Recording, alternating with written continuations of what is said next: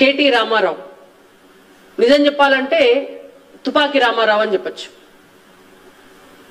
ఆ తుపాకి రామారావు గారు పిచ్చి పిచ్చి మాటలన్నీ కూడా మాట్లాడినారు. ఆయనకు నిజం చెప్పాలంటే కూడా పాపం బాగా కలలు కన్నాడు.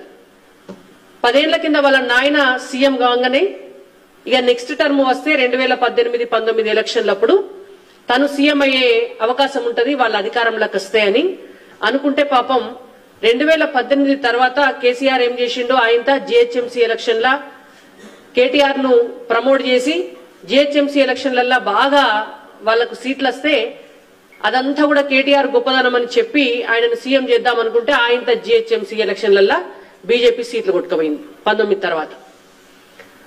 ఆ తర్వాత మళ్ళా మొన్నటి ఎలక్షన్ల అధికారంలోకి వచ్చి మూడోసారి వాళ్ళ పార్టీ అధికారంలోకి వచ్చిన తర్వాత కేటీఆర్ గారిని సీఎం చేద్దామని వాళ్ళ నాయన అనుకున్నాడు. ఎట్లయినా నేను సీఎం అయితా అని కేటీఆర్ గారు అనుకున్నారు. ఆయనతో తెలంగాణ ప్రజలు మీ నాయనద్దు, నువ్వద్దు, మీ చెల్లద్దు, మీరెవ్వలొద్దు, మీ కుటుంబ పాలనే మాకద్దు అని చెప్పి బీఆర్ఎస్ పార్టీని ఓడగొడితే ఆయన కలలన్నీ కలలైపోయి ఇక ఈ జన్మల సీఎం కాలేక ఎట్లా నా గతి అని అనుకొని మతి భ్రమించి ఇష్టం వచ్చిన మాటలు మాట్లాడుతున్నాడు.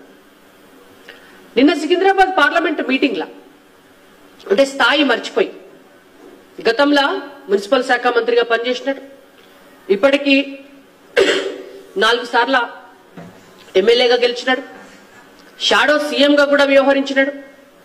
పరిపాలన ఎట్లుంటదో చూసిన తర్వాత కూడా ఇవాళ సికింద్రాబాద్ పార్లమెంట్ లో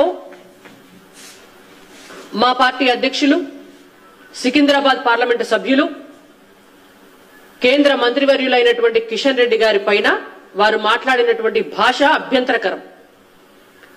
అంతకంటే 100 రెట్లు 1000 రెట్లు ఎక్కువ మాట్లాడగలుగుతాం మేము కూడా. ఆయన చాలా మాటలు మాట్లాడిండు. ఆయన మునగాడ ఇంకా మాటలు అంటే మేము చెప్పలేని మాటలు కూడా మాట్లాడినాడు. మా తల్లిదండ్రులు మాకు సంస్కారం నేర్పించిండ్రు కాబట్టి మేము కేటీఆర్ గారు మాట్లాడినటువంటి భాష మాట్లాడతలేం గాని మేము నోరిప్పితే ఆయనతో అమెరికా వారిపోతాడు. మళ్ళా కేటీఆర్ ఫామ్ హౌస్ లో కూడా ఉండనీయం. గతంలో బీజేపీ చేసినటువంటి పోరాటాలతోటి ఫామ్ హౌస్ లో ఉన్నటువంటి వాళ్ళ అయ్యనే ప్రగతి భవన్ దాకా గుంజుకొచ్చి ఆయనతో నడి రోడ్డు దాకా తీసుకొచ్చి ఇవాళ మళ్ళా హైదరాబాద్ లో నందినగర్ ఇంటికి పంపించింది. ఆ ఘనత 100% బీజేపీదే. అధికారం కోల్పోయినాక కూడా పిచ్చి పిచ్చి మాటలు ఇట్లనే మాట్లాడి కంటిన్యూ చేస్తే కేటీఆర్ గారు ఆయనతో ఫామ్ హౌస్ ఉండరు, నందినగర్ ఇంట్లో కూడా ఉండరు. ఆయన తట్టపుట్ట సదురుకొని మళ్ళా అమెరికా దాకా పోవాల్సిందే అని చెప్పి భారతీయ జనతా పార్టీగా మేము హెచ్చరిస్తున్నాం. గౌరవం లేకుండా ఒక కేంద్ర మంత్రి గారిని పట్టుకొని కుర్కురే రెడ్డి అట జోకులు చేసుకుంటా ప్రజల మధ్యన మీడియా ముంగట ఇష్టం వచ్చిన మాటలు మాట్లాడుతున్నారు. కరోనా సమయంలో భారతీయ జనతా పార్టీ ఏం చేసింది, కిషన్ రెడ్డి గారు ఏం చేసినారు, బీజేపీ నాయకులు ఏం చేసినారు, నరేంద్ర మోడీ గారు ఏం చేసినారు, వీటిపైన హేళన చేసుకుంటా మాట్లాడినారు. కేటీఆర్ గారు మేము డైరెక్ట్ గా చెప్తున్నాం, మీకు మీ నాయన లెక్క మీ లెక్క పారాసిటమాల్ గోలేసుకొని ఇంట్లో వండురని చెప్పి ఫామ్ హౌస్ లో పోయి దుప్పటి కప్పుకొని పండుకోలే బీజేపీ నాయకులు. కేంద్ర మంత్రిగా ఉన్నటువంటి కిషన్ రెడ్డి గారు గాంధీ హాస్పిటల్ కు పోయి బాధితులను పరామర్శించి వైద్యులతోటి మీటింగులు పెట్టి ఆక్సిజన్ ప్లాంట్ పెట్టిండ్రు. కిషన్ రెడ్డి గారు కాకపోతే గాంధీ హాస్పిటల్ ఆక్సిజన్ ప్లాంట్లు కేటీఆర్ గారు పెట్టిండ్రా లేకపోతే మీ నాయన పెట్టిండా? టిమ్స్ హాస్పిటల్ కు పోయి కిషన్ రెడ్డి గారు పర్యవేక్షించి ఆడ ఆక్సిజన్ ప్లాంట్లు కిషన్ రెడ్డి గారు పెట్టించకపోతే కేటీఆర్ పెట్టిండా లేకపోతే వాళ్ళ నాయన పెట్టిండా? కింగ్కోటి హాస్పిటల్లో కేటీఆర్ కు పెట్టిండా వాళ్ళ నాయన పెట్టిండా?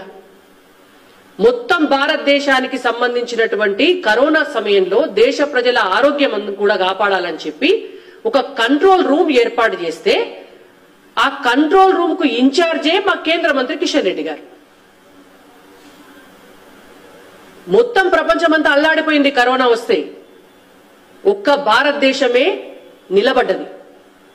ఇవాళ భారతదేశంలో వ్యాక్సిన్ తయారు చేసి 100 దేశాలకు సప్లై చేసి 100 దేశాల ప్రజల్ని కూడా బతికించినటువంటి ఘనత భారతీయ జనతా పార్టీది, నరేంద్ర మోడీ గారిది, ఇవాళ మా కేంద్ర మంత్రివర్యులు కిషన్ రెడ్డి గారిది. మీరు ఇష్టం వచ్చినటువంటి మాటలు మాట్లాడి సికింద్రాబాద్ కు కిషన్ రెడ్డి గారు ఏం చేసినారు, వట్టిగా 4 లిఫ్టులు ఓపెన్ చేసిరు అని మాట్లాడుతున్నారు మీరు. సికింద్రాబాద్ రైల్వే స్టేషన్ భారతదేశానికి స్వతంత్రం వచ్చిన తర్వాత 700 కోట్ల రూపాయలతోటి పునర్నిర్మాణం జరుగుతుంది. కళ్ళు కనిపిస్తలేవు కేటీఆర్.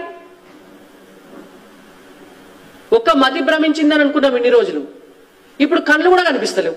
కనిపించకపోతే మరి మేము తీసుకుపోతాం. మేము తీసుకుపోయి సికింద్రాబాద్ రైల్వే స్టేషన్ చూపిస్తాం, మేము తీసుకుపోయి చెర్లపల్లి టెర్మినల్ చూపిస్తాం. చెర్లపల్లి టెర్మినల్ 200 కోట్ల రూపాయలతోటి అభివృద్ధి జరుగుతుంటే 100 గజాల జాగియలే. తెలంగాణ ప్రభుత్వము ఒక 100 గజాల జాగ ఇయ్యలే చెర్లపల్లి టెర్మినల్ కోసం. దాని పనులు పూర్తి చేయడం కోసం కేంద్ర ప్రభుత్వం అడిగితే మీకు చేత కాదు, అభివృద్ధిలో భాగస్వామ్యం తీసుకునే చేత కాదు. పైసలు తీసుకొచ్చి మీ ప్రమేయం లేకుండా జరిగేవన్నీ కూడా తెలంగాణ రాష్ట్రంలో చేస్తే మీరేం చేసిండ్రు అని అవహేళన చేసి మాట్లాడతారు. జిహెచ్ఎంసీకి నువ్వు మున్సిపల్ మంత్రిగా ఉంటే, నువ్వు మున్సిపల్ మంత్రి అయ్యే వరకు 5,000 కోట్ల రూపాయల ఫిక్స్డ్ డిపాజిట్లుండే. 5,000 కోట్ల రూపాయల ఫిక్స్డ్ డిపాజిట్లుంటే మొత్తం జిహెచ్ఎంసీ పైసలన్నీ కూడా హామ్ బూమ్ బుష్ అంటారు చూసిరా, గట్ల మాయ చేసిరు.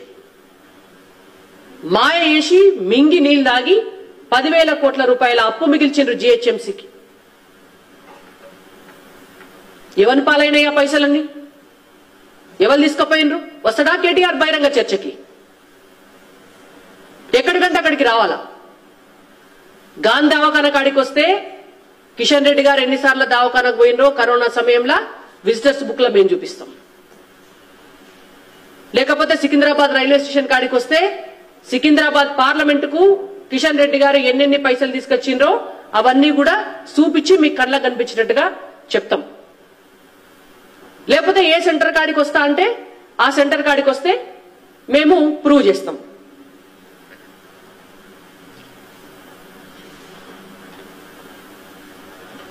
ఇంకా ఎంఎంటీఎస్ రైలు తెచ్చింది బీజేపీ గవర్నమెంట్ కాదా? రింగ్ రోడ్డుకు సంబంధించినటువంటి అంశం బీజేపీ గవర్నమెంట్ చేసిన అభివృద్ధి కాదా? తెలంగాణ రాష్ట్రంలో జరిగినటువంటి అభివృద్ధి బీజేపీ చేసినటువంటి గవర్నమెంట్ కాదా? సికింద్రాబాద్ పార్లమెంటు పరిధిలో ఉన్నటువంటి చోటా మోటా వ్యాపారులందరికీ కూడా కరోనా సమయంలో 10,000 రూపాయలు ఒక్కొక్కరికి ఇచ్చింది బీజేపీ గవర్నమెంట్ కాదా? ఇంటింటికి కూరగాయల కానుంచి పంచింది ఆ రోజు కిషన్ రెడ్డి గారు కాదా? కాబట్టి ఇట్లా చెప్పుకుంటా పోతే చాంతాడంత లిస్టు ఉన్నది. ఈ చాంతాడంత లిస్టు చెప్పి మీకు సంజాయిషి ఇచ్చుకోవాల్సినటువంటి అవసరం మాకు లేదు. కేటీఆర్ గారికి మేము చాలా స్పష్టంగా 2-3 విషయాలు చెప్పదలుచుకున్నాం. మీ చెల్లె లిక్కర్ దందాల జైలుకు పోయింది. మీ నాయన ఫోన్ ట్యాపింగ్ దందాల రేపో మాపో పోతాడు. ఆయనత ఇంకో 3-4 డ్రగ్స్ దందాలో లేకపోతే భూ కబ్జా దందాలో అవి బయటకు వస్తే నువ్వు పోతావు. కాళేశ్వరం బయటకు వస్తే మీ బావ పోతాడు. ఇది గ్యారెంటీ. మీరు తెలంగాణ ప్రజల సొమ్మును ఎట్లా దోసుకోవాలనో అట్లా దోసుకొని, ఎంత అవినీతి చేయాలనో అంత అవినీతి చేసి, ఎంత దోపిడీ చేయాలనో అంత దోపిడీ చేసి, మళ్ళా మీదకెళ్ళి ఇవాళ బీజేపీ ఏం చేసింది, కిషన్ రెడ్డి గారు ఏం చేసినారు, బీజేపీ నాయకులు ఏం చేసినారు? అసలు నీకు గింతనన్న దమ్ము ధైర్యం ప్రజల పట్ల బాధ్యతే లేకపోయా? ఒక్క కిషన్ రెడ్డి గారే కాదు, ఆ రోజు మా ఇతర ఎంపీలు బండి సంజయ్ గారు కరోనా కిట్టేసుకొని కరీంనగర్ దవాఖానకు బాయ్. ఇవాళ బీజేపీ నాయకురాలు అప్పుడు గవర్నర్ తమిళసై గారు ఉండే. గవర్నర్ గా ఉన్నటువంటి ఒక మహిళ కూడా కరోనా కిట్టేసుకొని వరంగల్ ఎంజీఎం కు పోయి అక్కడ డాక్టర్లకు భరోసానిచ్చి ప్రజలందరికీ కూడా మేము ఉన్నామని ధైర్యం కల్పిస్తే నువ్వు మీ నాయన ఇంట్లో వంటి మళ్ళీ ఇలా బీజేపీ గురించి ఆయన మాట్లాడుతుండ్రు. కాబట్టి కేటీఆర్ గారికి మీ నోరు అదుపులో పెట్టుకోండి, జాగ్రత్తగా మాట్లాడండి. రేపో మాపో జైలుకు పోకే ముందు కనీసం సానుభూతి వస్తుంది ప్రజల దగ్గర, అదన్న తెచ్చుకోండి. మీ ఫోన్ ట్యాపింగ్ వ్యవహారాలల్లా సినిమా సెలబ్రిటీలను మీరు వేధించిన అంశాలు, ఇంకా ఇంకా మీరు చేసినటువంటి కథలన్నీ కూడా బయటకు వస్తాయి. అవన్నీ బయటకు వచ్చినాక వరుస పెట్టి మీ చెల్లె తిహార్ జైలుకు పోతే మీరు చెర్లపల్లి జైలుకు పోవాల్సి వస్తుంది.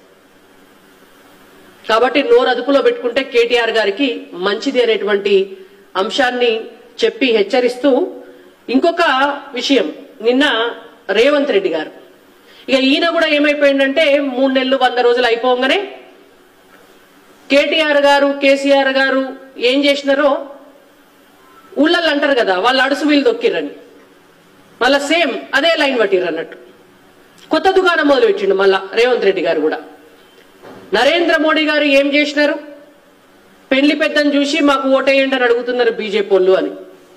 అయ్యా రేవంత్ రెడ్డి గారు, మీకు ఒక విషయం చెప్తున్నాం మేము. తెలంగాణ సంస్కృతిలా, తెలంగాణలే కాదు నాకు తెలిసి భారతదేశం మొత్తం కూడా గట్లనే చూస్తారు కావచ్చు, ఎవరికన్నా పెళ్లి చేయాలంటే అటేడు తరాలు ఇటేడు తరాలు చూసే పెళ్లి చేస్తారు. తల్లి తరపు తండ్రి తరపు వాళ్ళ పెద్దోళ్ళు ఎవరు, వాళ్ళకి దిక్కేవాళ్ళు, పైనున్నోళ్ళు మంచిగా ఉంటే ఇంట్లో ఉన్నటువంటి పిల్లలందరూ కూడా మంచిగా ఉంటారు. మా పిల్లని ఇస్తే ఆ పిల్ల కూడా పోయి సుఖంగా బతుకుతుంది, ఆ పిల్లకి ఏమైనా కష్టం వస్తే ఇంటి పెద్ద చూసేటోడు మంచిగా ఉండాలి, బాధ్యతాయుతమైనటువంటి వ్యక్తి ఉండాలి అని చెప్పి అటేడు తరాలు ఇటేడు తరాలు చూసే పెళ్లి చేస్తారు. బట్టి పెళ్లి పిల్లగాన్ని చూసి పెళ్లి చేయరు.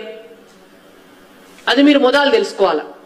కాబట్టి ఇవాళ మేము బాగా చెప్తా అడుగుతున్నాం, మా నరేంద్ర మోడీ గారిని చూసే ఓటేయమని అడుగుతున్నాం. మాకేం అందులో సంశయం లేదు. నరేంద్ర మోడీ గారు భారతదేశాన్ని ఎంత అభివృద్ధి చేస్తున్నారో అది చూసే ఓటేయమని అడుగుతున్నాం. నరేంద్ర మోడీ గారు తెలంగాణకు ఈ 10 సంవత్సరాలల్లో 10 లక్షల కోట్ల రూపాయలు ఇచ్చి తెలంగాణను అభివృద్ధి చేసిండ్రు గనుకనే ఓటేయమని అడుగుతున్నాం. నరేంద్ర మోడీ గారు భారతదేశాన్ని ప్రపంచంలోనే నెంబర్ 1 గా నిలబెట్టేటందుకు ఆయన కృషి చేస్తున్నారు కాబట్టే అది చూసే ఓటేయమని అడుగుతున్నాం. ఇవాళ కాశ్మీర్ లాంటి సమస్యను కూడా సాల్వ్ చేసి పాకిస్తాన్ లాంటి దేశానికి కాశ్మీర్ మాదే అని ధైర్యంగా చెప్పగలిగినారు కాబట్టిగానే నరేంద్ర మోడీ గారిని చూసి ఓటేయమని చెప్తున్నాం. ముస్లిం మహిళలకు కూడా గౌరవాన్ని కల్పించాలని చెప్పి 3 తలాక్ ను రద్దు చేయించిండ్రు కాబట్టే అది చూసి నరేంద్ర మోడీ గారికి ఓటేయమని చెప్తున్నాం. మహిళలకు కూడా చట్టసభలలో హక్కు కావాలి అని చెప్పి 33% రిజర్వేషన్ కల్పించినారు కాబట్టే నరేంద్ర మోడీ గారికి ఓటేయాలని చెప్తున్నాం. తెలంగాణ రాష్ట్రంలో ఏ పల్లెకు పోయినా ఆ పల్లెలో ఒక శ్మశాన వాటిక కట్టినా, ఆ పల్లెలో ఒక రోడ్ వేసినా, రేషన్ బియ్యం ఇచ్చినా, బస్తీ దవాఖానాలు నడిచినా, ఆ పల్లెల్లో ఉన్నటువంటి బళ్లల్లో మధ్యాహ్న భోజన పథకం పెట్టినా, ఇళ్లకు ఉజ్వల గ్యాస్ కనెక్షన్లు ఇచ్చినా, ఇళ్లలో ఉన్నటువంటి టాయిలెట్లు కట్టినా, ముద్రా లోన్లు ఇచ్చినా, ఏది చేసినా ఆ అభివృద్ధి అనేటువంటిది నరేంద్ర మోడీ గారి వల్లనే, బీజేపీ వల్లనే జరిగింది కాబట్టిగానే అది చూసే ఓటేయమని మేము అడుగుతున్నాం. మాకేం అభ్యంతరం లేదు. కానీ రేవంత్ రెడ్డి గారికి ఏం అభ్యంతరమో నాకు అర్థం కాలే. అపరిచితుడు సినిమా చూసుంటారు మీరంతా కూడా. అపరిచితుడు సినిమాలో ఏంటంటే క్యారెక్టర్ మారుతుంటది. హీరో కాసేపు ఒక తీరుంటాడు, కాసేపు ఇంకొక తీరుంటాడు. మీకు రేవంత్ రెడ్డి గారిది ఒక వీడియో చూపిస్తాను నేను.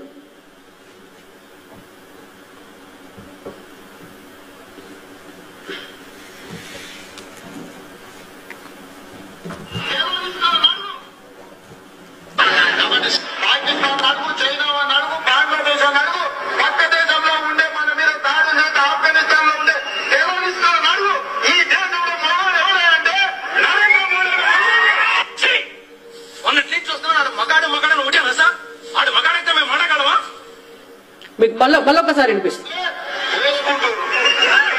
నరేంద్ర మోడీ కూడా ఈ దేశానికి ప్రధానమంత్రికి వచ్చింది ఇట్లాంటి అట్లాంటి టెర్రరిస్టులను, లేకపోతే నక్సలైట్లను, లేకపోతే ఇంకా దోసుకునే దూరంలో పూరించడానికి వచ్చింది దేశం. మా ఆడబిడ్డలకు మా తమ్ముళ్ళందరికీ విన్నారు కదా, మళ్ళొకసారి వినిపించాలా? మీకు మళ్ళొకసారి నేను రీప్లై చేస్తా. ఈయనండి కాబట్టి పాకిస్తాన్ అడుగు, చైనా అడుగు, బంగ్లాదేశ్ అడుగు, పక్క దేశంలో ఉండే మన మీద దాడి చేస్తే ఆఫ్ఘనిస్తాన్ లో ఉండే టెర్రరిస్టులను అడుగు. ఈ దేశంలో మగవాడు ఎవరంటే నరేంద్ర మోడీ. మొన్నటి నుంచి చూస్తున్నాడు మగాడని ఒకటేనా సార్? వాడు మగాడైతే మేము అనగలమా? భారతదేశంలో రావాలంటే వేసుకుంటారు.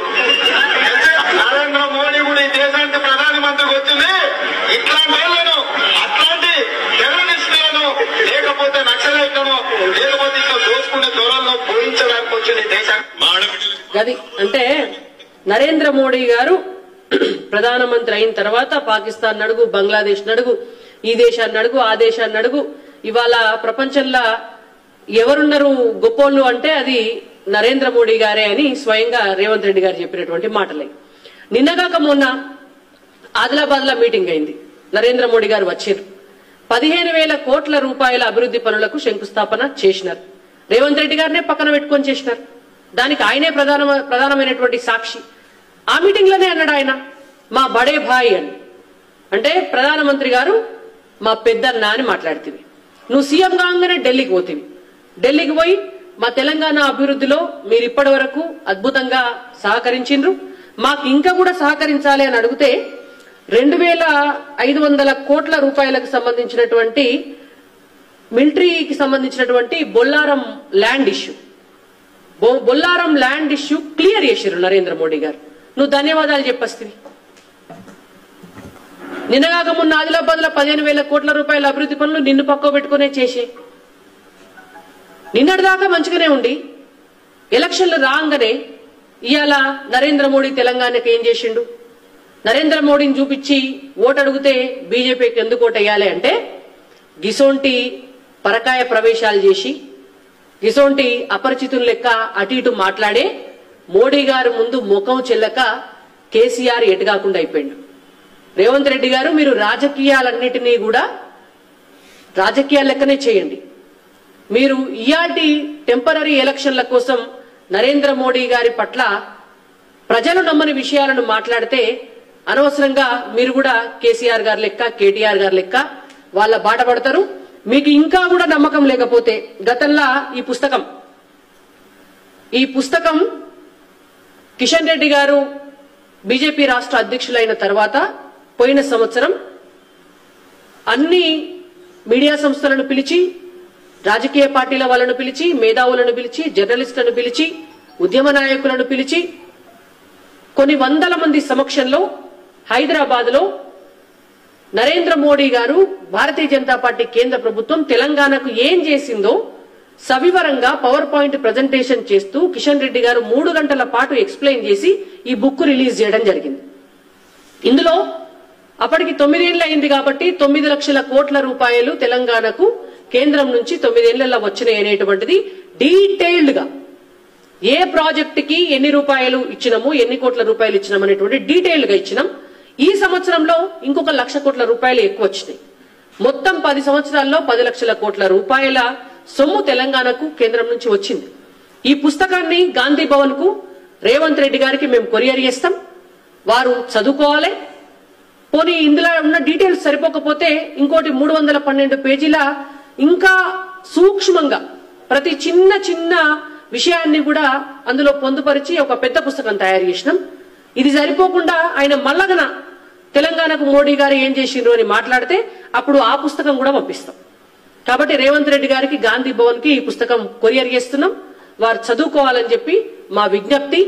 అవాకులు చెవాకులు బంద్ చేసి 6 గ్యారెంటీల పట్ల ఏం చేసినారో మీ 6 గ్యారెంటీల పేరుతో ఉన్నటువంటి 16 హామీలు, దానికి సంబంధించి ఇంకొక అనుబంధ హామీలు ఒక 60.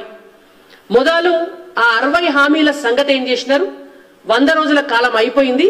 ఇంకా మీరు మోడీ గారు ఏం చేసినారు లేకపోతే గత ప్రభుత్వం ఏం చేసింది ఈ బంద్ పెట్టి 6 గ్యారెంటీలకు సంబంధించి ప్రతి హామీని కూడా మీరు నెరవేర్చాలని, మీరు నెరవేర్చని పక్షంలో మీ ఎంటబడైన తెలంగాణ ప్రజలకు మీరిచ్చిన హామీలను నెరవేర్చేదాకా మీ ఎంటబడతామని చెప్పి కూడా మేము హెచ్చరిస్తున్నాం.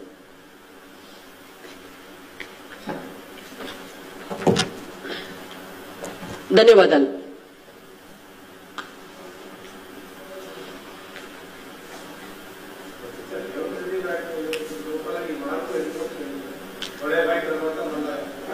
నేను చెప్పినా కదన్నా అపరిచితుడు వస్తాడు అన్నట్టు వాళ్ళ లోపల. 100 రోజులు అయిపోగానే బడే భాయ్ అన్నది ఆయనే. ఆయన పోయి కేంద్రం నుంచి మోడీ గారిని మద్దతు అడిగింది ఆయనే. ఇవాళ ఆదిలాబాద్ లో మీటింగ్ లో ఉన్నది ఆయనే. ఉంటే మేమేమనుకున్నాము అంటే ముఖ్యమంత్రి హోదాలో ఒక మెచ్యూర్డ్ పొలిటీషియన్ గా బిహేవ్ చేస్తున్నారు, చాలా సంతోషం అని ఆహ్వానించదగ్గ పరిణామం అనుకున్నాం. కానీ ఇలా పార్లమెంట్ ఎన్నికలు వచ్చేసరికి ఎక్కడ చూసినా కూడా మోడీ గారి పేరుతోటే ఓట్లు పడుతున్నాయి బీజేపీకి. మొత్తం తెలంగాణలో ఉన్నటువంటి 15 మాకెట్లా తెలుసున్నా వస్తాడేమో, మాకు తెలియదు కదా. అది కేటీఆర్ గారికి ఏమైనా ఫోన్ చేసి చెప్పిండు కావచ్చు రేవంత్ రెడ్డి. అది రేవంత్ రెడ్డి గారికి తెలుస్తుంది.